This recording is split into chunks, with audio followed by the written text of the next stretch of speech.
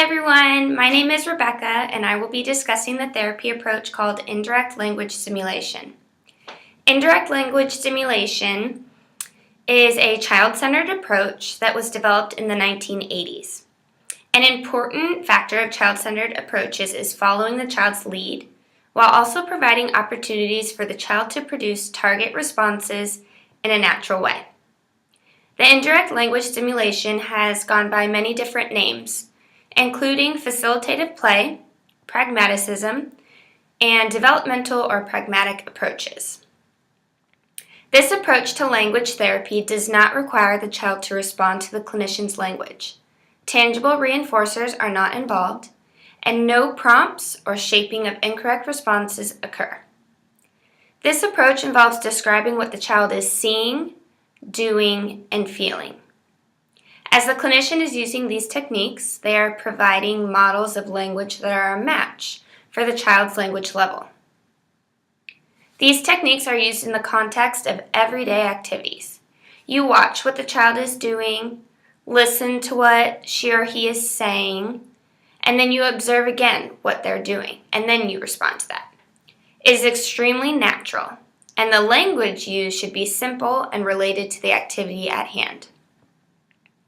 This approach is most useful for those in the early stages of language acquisition, specifically those in the 18 to 36 month developmental age range who have a mean length utterance less than 3. The three main characteristics of indirect language stimulation are contingent feedback, which is saying something that relates to what the child has said, balanced turn-taking, which is letting the child take the lead and then responding, and lastly, extension of the child's topic by adding more information to what the child has already said. It is extremely important to learn to wait and then respond to the client. The clinician must wait for the client to do something. Then the clinician can respond to the child's language with one of the specific verbal techniques. The clinician is not trying to elicit specific structures from the client. Instead, the clinician reacts to the child's behavior, placing it in a communicative context and giving it a linguistic mapping. The clinician does this mapping by using a variety of techniques that make up the indirect language stimulation approach. I found that the techniques involved in this approach go by a few different names. To keep things easy, I'm going to follow what Paul uses in the Language Disorders from Infancy to Adolescence book. The first technique is composed of self-talk and parallel talk. With self-talk, the clinician describes her own actions as they engage in parallel play with the child. In the Paul book, there are some great examples. So, for example, if a child is building a block tower, the clinician will copy the tower with her own block, saying, I'm building with blocks. See my blocks? I'm building. Self-talk provides a clear and simple match between the actions and words. The clinician is using the child's actions and mapping those actions with their own words. This pairs the actions and words and provides a language-based model. With parallel talk, the clinician is providing self-talk for the child. Instead of talking about the clinician's actions, the clinician is talking about the client's actions by providing commentary. This involves a narration of what the client is actually doing. So, taking the same block building activity as mentioned before, in parallel talk, it would sound something like this. You're building. You put on a block. You did it again. You put on another block. Now it's big. You're building a big one. This approach is useful for those who may use toys in unconventional ways. For instance, if a child picks up a block and smells it instead of stacking it, the clinician will still narrate exactly what the child is doing. You picked up the block. Now you're smelling the block. You did it again. You picked up another block. Now you're smelling that one. According to Paul, self-talk and parallel talk are helpful for children who are not talking at all in the clinical setting. Employing these techniques maximizes the chances that the child will use the model in producing a spontaneous utterance. Once the child does produce a spontaneous utterance, The clinician can respond with other techniques included in the indirect stimulation approach. The next technique is called imitation. It is also sometimes called repetition. In this technique, the clinician will repeat exactly what the child has said, modeling appropriate articulation. According to Folger and Chapman, as mentioned in the Paul book, adults often repeat what toddlers say, and when they do, there's a high probability that the child will imitate the imitation. Children who imitate show advances in language development according to Carpenter, Tomaseo, and Strano. For example, if the child says raindrop, the clinician will say raindrop. If the child repeats the clinician's imitation, the clinician can move on to the next technique in indirect language stimulation. The next technique is called expansion. In expansion, the clinician takes what the child says and adds the grammatical markers and semantic details that would make it an acceptable adult utterance. For example, if the child is playing with a baby and is feeding it milk from a bottle, they might say, baby milk.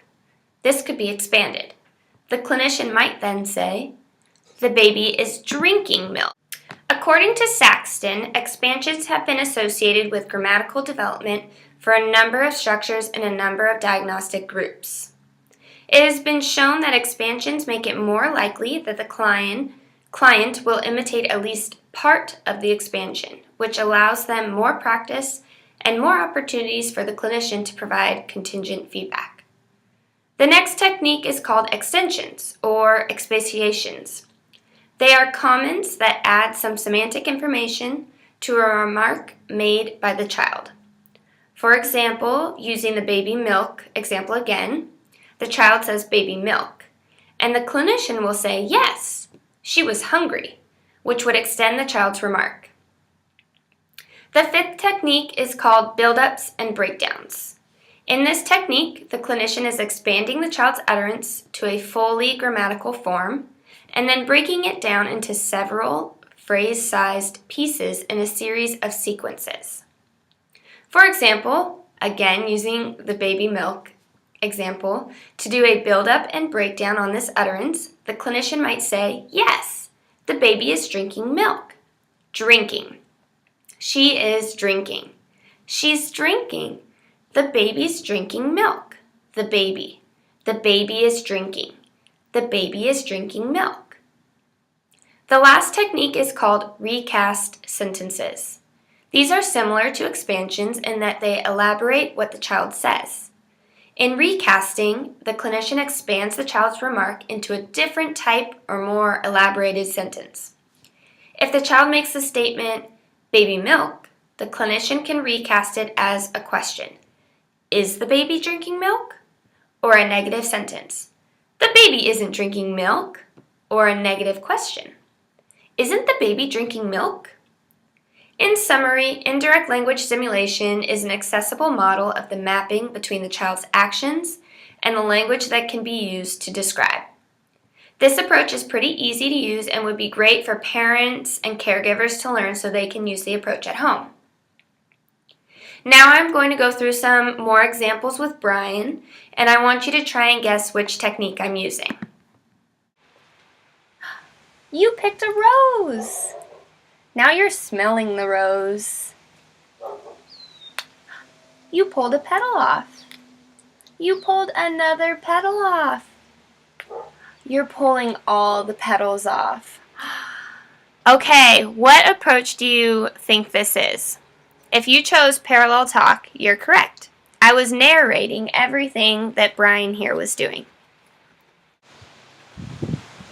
Doggy! You're right. The doggy is resting. She's resting. The doggy.